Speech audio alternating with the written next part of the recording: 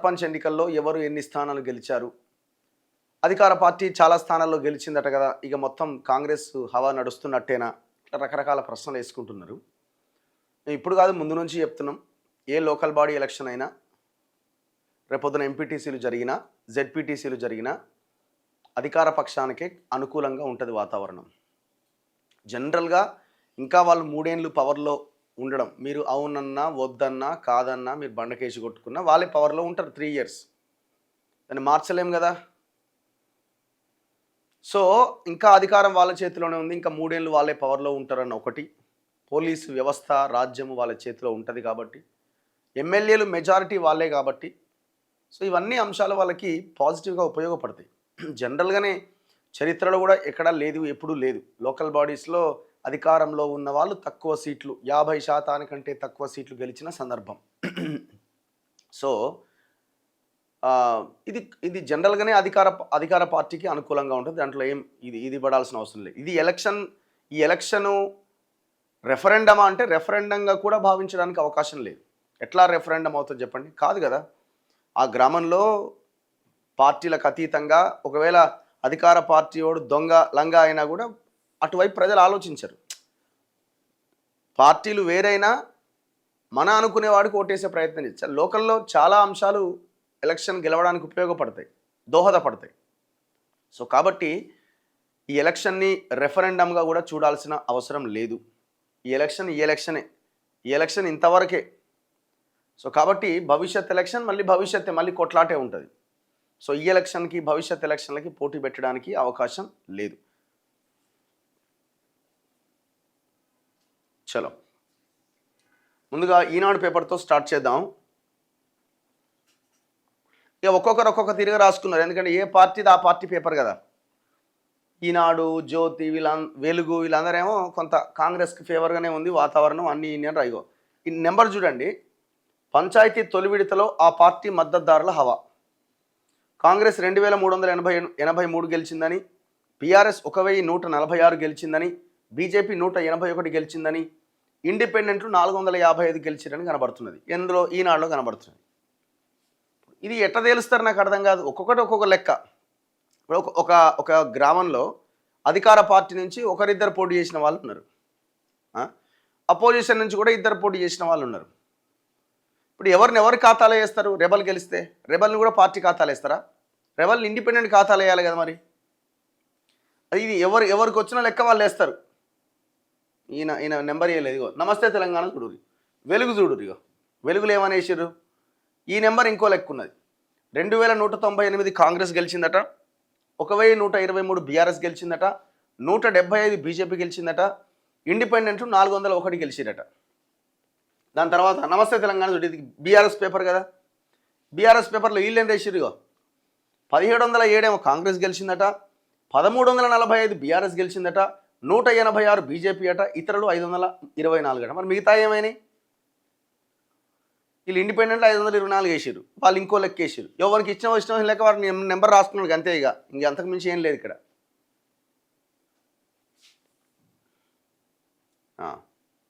ఒక్కసారి చూడండి. గోల్ కొట్టిన కాంగ్రెస్, ఈనాడులో ఈ వార్త. పంచాయతీ తొలి విడతలో ఆ పార్టీ మద్దతుదారుల హవా. 2వ స్థానంలో బీఆర్ఎస్ మద్దతుదారులు. అర్ధరాత్రి 12 గంటల వరకు వచ్చిన ఫలితాలు ఇవి. 84.28% పోలింగ్. అత్యధికం యాదాద్రిలో 92.88%. అంటే పోలింగ్ నమోదైంది.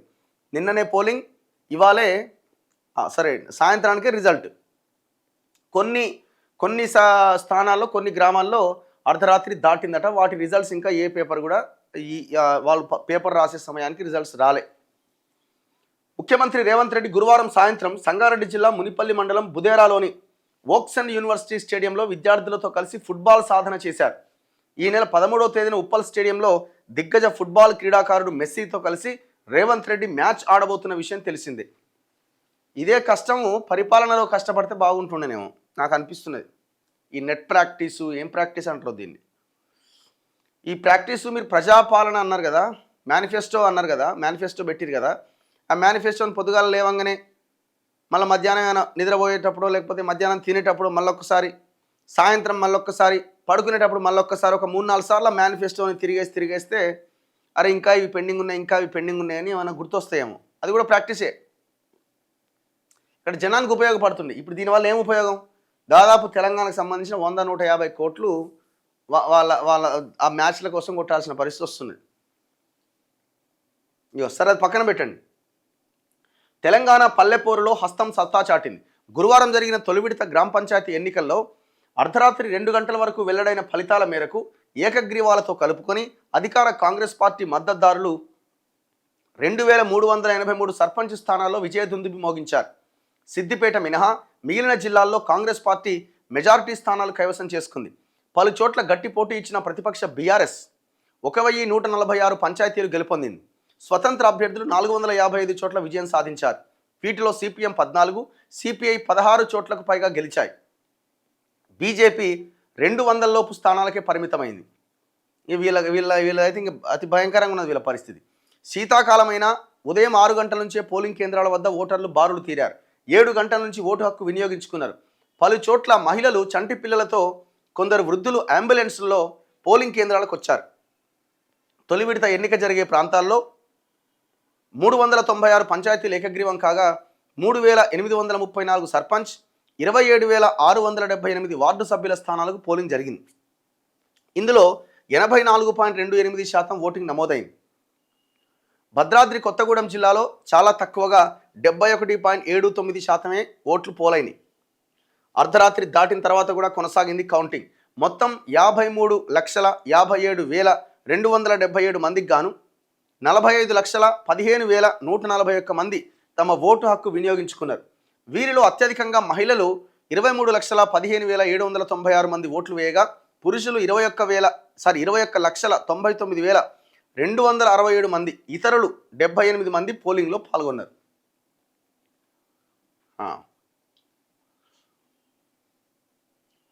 ఖమ్మం, నల్గొండ, సూర్యాపేటల్లో 90% పైగా ఓటింగ్ నమోదైంది. మధ్యాహ్నం 1 గంటకు పోలింగ్ ప్రశాంతంగా ముగిసింది. 2 గంటల నుంచి ఓట్ల లెక్కింపు స్టార్ట్ అయింది. చాలా చోట్ల ఉత్కంఠభరితంగా లెక్కింపు జరిగింది. 1, 2, 3 ఓట్ల తేడా ఉండడంతో పలు దఫాలు రీకౌంటింగ్ కూడా జరిగింది. దీంతో లెక్కింపు అర్ధరాత్రి దాటిన తర్వాత కూడా కొనసాగింది. నల్గొండ, ఖమ్మం, మెదక్, యాదాద్రి, వరంగల్, ఆదిలాబాద్, సూర్యాపేట్, కరీంనగర్, కామారెడ్డి, జనగామ, నాగర్ కర్నూల్, నారాయణపేట్, నిజామాబాద్, నిర్మల్, పెద్దపల్లి, మంచిర్యాల, రాజన్న సిరిసిల్ల, వికారాబాద్, వరంగల్, ములుగు, జయశంకర్ భూపాలపల్లి, జగిత్యాల జిల్లాల్లో కాంగ్రెస్ ఆధిపత్యం కనబరచగా సిద్దిపేట జిల్లాలో బీఆర్ఎస్ ముందున్నది. మహబూబ్ నగర్, మహబూబాబాద్, వనపర్తి, భద్రాద్రి, సంగారెడ్డి, రంగారెడ్డి, హన్మకొండ జిల్లాలో కాంగ్రెస్కు బీఆర్ఎస్ గట్టి పోటీ ఇచ్చింది. వార్డు సభ్యుల ఎన్నికల్లోనూ కాంగ్రెస్ బలపరిచిన అభ్యర్థులు ఎక్కువ స్థానాల్లో గెలిచారు. సో వార్డు మెంబర్లు కూడా కాంగ్రెస్ ఎక్కువగా గెలిచినారు. ఇది ఊహించిందే. పెద్దగా మనం దీంట్లో కాంగ్రెస్ ఎట్ట గెలిచింది, ఇంత వ్యతిరేకత ఉంది కదా, ఎంత వ్యతిరేకత ఉన్నా ఏమున్నా లోకల్ బాడీ సర్పంచ్ ఎలక్షన్లో మన చరిత్ర అంతా తీసుకోండి, అధికారంలో ఏ పార్టీ ఉంటే వాళ్ళకి అనుకూలంగా ఉంటుంది. ఇగో ఇక్కడ కొన్ని చిత్ర విచిత్రాలు. జడ్చర్ల కాంగ్రెస్ ఎమ్మెల్యే సొంత ఊర్లో అనిరుద్ రెడ్డి ఊర్లో బీజేపీ గెలిచిందట. జడ్చర్ల ఎమ్మెల్యే అనిరుద్ రెడ్డి సొంతూరు రాజాపూర్ మండలం రంగారెడ్డిగూడలో బీజేపీ అభ్యర్థి రేవతి 31 ఓట్ల తేడాతో గెలుపొందారు. మొదట 6 ఓట్లతో గెలిచినట్లు అధికారులు ప్రకటించారట. మరో వర్గం రీకౌంటింగ్ పట్టుబట్టడంతో బీజేపీ అభ్యర్థికి మళ్ళీ 25 ఓట్లు వచ్చినాయట. మరి ఇదేం కౌంటింగ్ అండి? 6 ఓట్లతో గెలిస్తే మళ్ళీ 25 ఓట్లు ఎట్లా ఎక్కువ వచ్చినాయి? ఆమెకే వచ్చినాయి అనుకోండి, కానీ కౌంటింగ్లో తేడాలు ఎట్లా? చిన్నారెడ్డి గ్రామంలో ఇండిపెండెంట్ గెలిచిండట. రాష్ట్ర ప్రణాళిక సంఘం ఉపాధ్యక్షుడు చిన్నారెడ్డి స్వగ్రామం గోపాల్పేట్ మండలం జయన్న తిరుమలాపూర్లో స్వతంత్ర అభ్యర్థి కావలి జ్యోతి గెలిచారు. విజయం సాధించిన వెంటనే చిన్నారెడ్డి సమక్షంలో కాంగ్రెస్లో చేరిరట. అయిపోయాయి. ఇప్పుడు చూడండి, మీరు బీఆర్ఎస్ నుంచి గెలిచిన వాళ్ళు కూడా మళ్ళీ కాంగ్రెస్లోకి దూకుతారు. మళ్ళీ 3 ఏళ్ళ నుండి మళ్ళీ మనకు బిల్లులు రావాలి, ఇంత ఖర్చు పెడితే మళ్ళీ ఆడ ఎమ్మెల్యేకి దగ్గరగా లేకపోతే మనకు బిల్లులు రావు, పనులు కావు, రియల్ ఎస్టేట్ చేయలేమని మళ్ళీ వీళ్ళకి దుంకుతారు.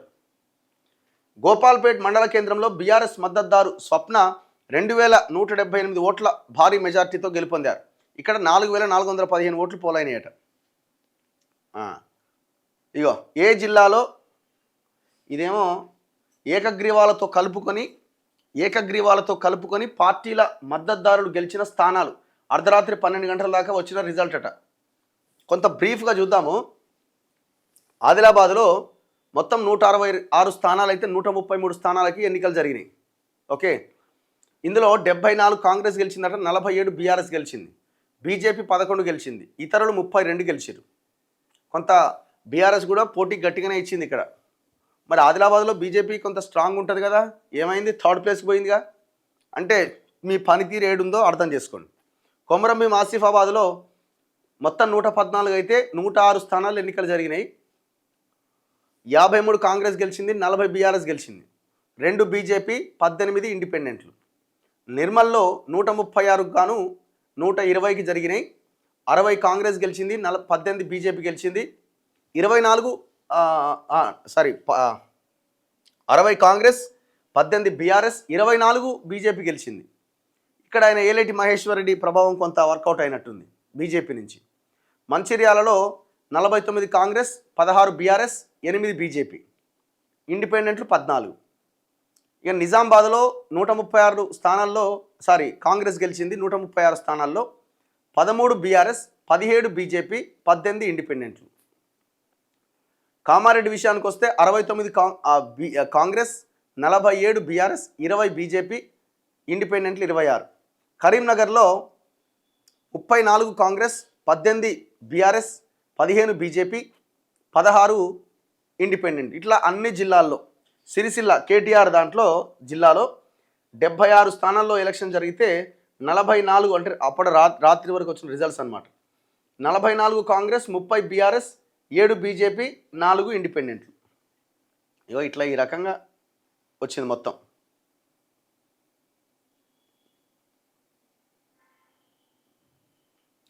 బండి సంజయ్ ఇలాకాలో 41 చోట్ల బీజేపీ మద్దతుదారులు గెలిచిరట. కేంద్ర హోంశాఖ సహాయ మంత్రి బండి సంజయ్ కుమార్ ప్రాతినిధ్యం వహిస్తున్న కరీంనగర్ పార్లమెంట్ నియోజకవర్గ పరిధిలో తొలి విడత 246 పంచాయతీల్లో ఎన్నికలు జరిగితే బీజేపీ మద్దతుదారులు 160 చోట్ల పోటీ చేస్తే 41 గెలిచిరట. 5 ఏళ్ల కింద ఎన్నికల్లో నియోజకవర్గ వ్యాప్తంగా 3 విడతల్లో కేవలం 21 మంది బీజేపీ మద్దతుదారులు గెలిస్తే ఈసారి మొదటి విడతలోనే 41 మంది గెలిచిరట.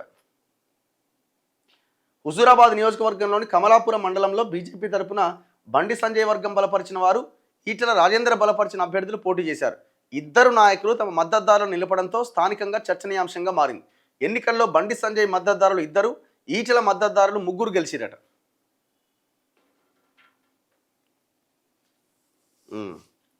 సో ఇట్లా రకరకాల ఇవి కనబడుతున్నాయి. ఇంకా తుమ్మల కోటలో కాంగ్రెస్కి 26 వచ్చినాయట, బీఆర్ఎస్కు 11 వచ్చినాయట. ఎవరు? మంత్రి తుమ్మల నాగేశ్వరరావు నియోజకవర్గంలో. ఒకే పదవికి ఒకే ఇంటి కోడన్లు. సెకండ్ ఫేజ్ ఏమో, సెకండ్ ఫేజ్ ఎలక్షన్ గురించి అది. సో ఈ రకంగా మొత్తానికి ఎలక్షన్స్లో,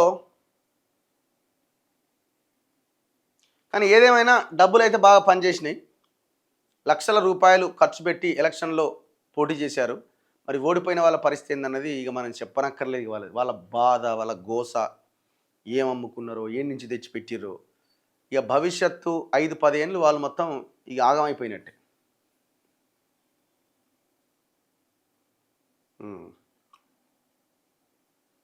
గ్రామాల్లో బీజేపీ బలోపేతం అవుతుందట. చెప్తుండు రామచంద్రరావు. ఎక్కడి బలం? మొత్తం ఇట్లా తన్నుకొస్తున్నది మీ పార్టీ. విజయ దుందుబి మోగించింది మీ పనితనంతో. నిన్నెవరు నరేంద్ర మోదీ అంటున్నాడు, మీకంటే అసదుద్దీన్ ఓవైసీ న్యాయం ఏందా, ఏం పని చేస్తున్నారు మీరు తెలంగాణలో? బీజేపీ వాళ్ళు 8 మంది ఎంపీలు ఉండాను. అసదుద్దీన్ ఓవైసీ బెటర్ అట వీళ్ళకంటే. అది కూడా వాడుతున్నది, చదువుదాం. సో మీ గ్రామంలో పరిస్థితి ఏంది?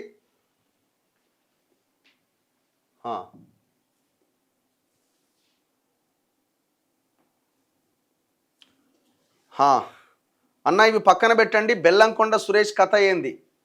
ఆయన పెద్ద ఫామ్ హౌస్ కదా, చెరువు కబ్జా చేసి కట్టిండు. ఇంకా కథ మిగిలే ఉన్నది, ఇంకా అయిపోలే. సిలిండర్ 500కి ఇస్తున్నామని చెప్పుకునే పార్టీకి సిగ్గున్నదా లేదా? వికలాంగుల పెన్షన్ 2 సంవత్సరాలు అయింది, 2 చెప్పి మాట మర్చిపోయారు. అన్నీ మర్చిపోయారు, అదొకటే కాదు. రేవంత్కు సిగ్గు లేదు. పదవికి రాజీనామా చేసి రోజంతా ఫుట్బాల్ ఆడుకో, పరిపాలన చేత కాదు ఆటలు కావాలన్నా కేసీఆర్ మాదిరిగానే నీకు కూడా జరుగుతుంది. ఇంకా 4 రోజులు అయితే అదే అవుతుంది. ఇంకొక 5-6 నెలలు ఉంటుంది మన హనీమూన్ పీరియడ్కి, అంతే. ఇక తర్వాత ఏముండదు. ఇక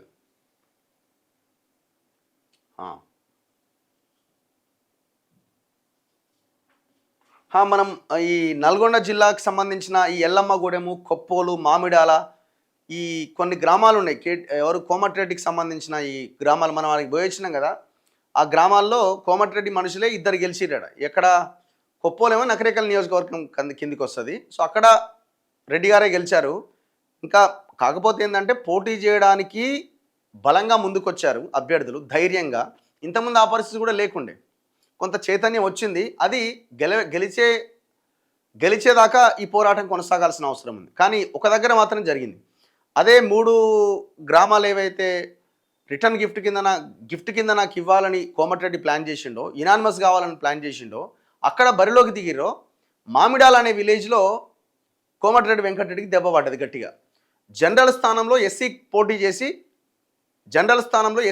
చేసి శ్రీనివాసరెడ్డి అనే పక్క ఊరు నుంచి వచ్చి ఈడ అరాచకం చేస్తున్న శ్రీనివాసరెడ్డిని ఓడగొచ్చారు. సో ఆ పక్కనే ఉన్న ఎల్లమ్మగూడెంలో అది సాధ్యం కాలే. ఎందుకంటే మొత్తం బుల్డోజ్ చేసి అరాచకం చేసి కనీసం ప్రచారానికి కూడా వెళ్ళనివ్వకుండా అక్కడ వాళ్ళని అడ్డుకున్నారు. చూసినా కదా మనం కూడా పోయిన సిచ్యువేషన్ ఏందన్నది. ప్రజల్ని కూడా బెదిరించారు. ఇగో ఆడ కెమెరా ఉంది, ఈడ కెమెరా ఉంది, నాకు ఎవరెవరు దేనికి ఓటేసేది తెలుసు, ఖతమైపోతారు మీరు దాని తర్వాత అని బెదిరించేసరికి కొంత జనం కూడా భయపడ్డారు. ఇట్లా రకరకాల ఇవి చూసుకుంటే ఒక్క మామిడాల గ్రామంలో మాత్రం ప్రజలు చైతన్యంతో ముందుకు వచ్చినట్టుగా కనబడుతున్నది.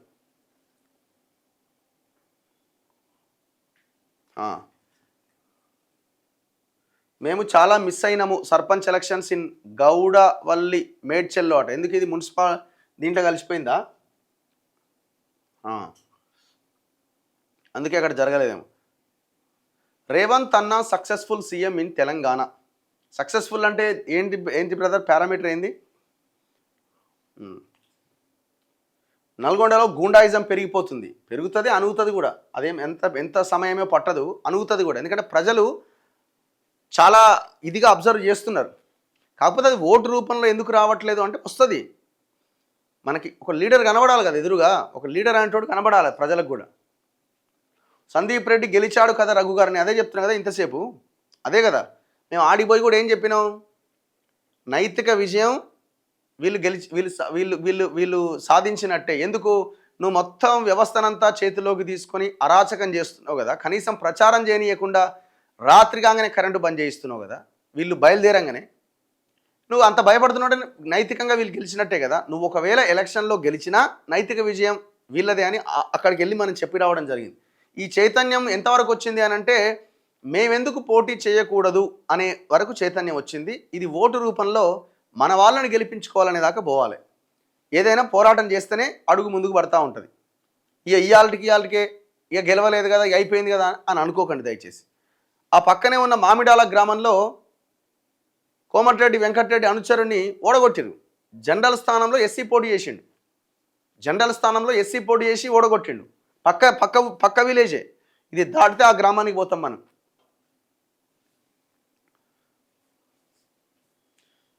రఘు అన్న ఇంకా ఎప్పుడన్నా మన తెలంగాణలో బీసీ వర్గాలకు చైతన్యం వస్తుంది, రావాలి, ఖచ్చితంగా వస్తుంది, అది జరుగుతుంది అన్న. Once visit Jawahar Nagar. Okay, ధనమేగా అన్నింటికీ మూలం. ఇంకా పనిచేస్తున్న డబ్బులు కూడా. ఎమ్మెల్యే విలేజ్లో బీఆర్ఎస్ గెలిచిందన్న వీర్లపల్లి. ఏ ఎమ్మెల్యే? మీ ఊర్లో ఎవరు గెలిచారు? అవును, మా ఊర్లో కాలే ఇంకా. మా ఊర్లో 14వ తారీఖు ఎలక్షన్.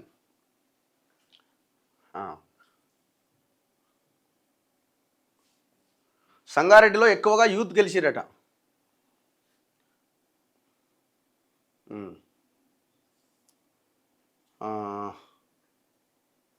చలో అన్న, కాంగ్రెస్ వేస్ట్ గవర్నమెంట్ అన్న, ఉద్యోగాలు లేవు, పథకాలు అమలు కావట్లే. సో ఇది గ్రామాల్లో ఉన్న సిచ్యువేషను. ఫస్ట్ ఫేజ్ ఎలక్షన్ సంబంధించిన రిజల్ట్ అయితే మనకి ఇప్పుడు కనబడతా ఉన్నది. ఇంకా క్లారిటీగా రాలేదు. మేబీ నేను అనుకోవడం ఏమైనా వెబ్సైట్స్లో అక్కడిక్కడ ఏమైనా రావచ్చేమో, ఒక్కసారి చెక్ చేద్దాం. అంటే నిన్నటి వరకు వచ్చిన ట్రెండ్స్ ఏంటి అన్నది.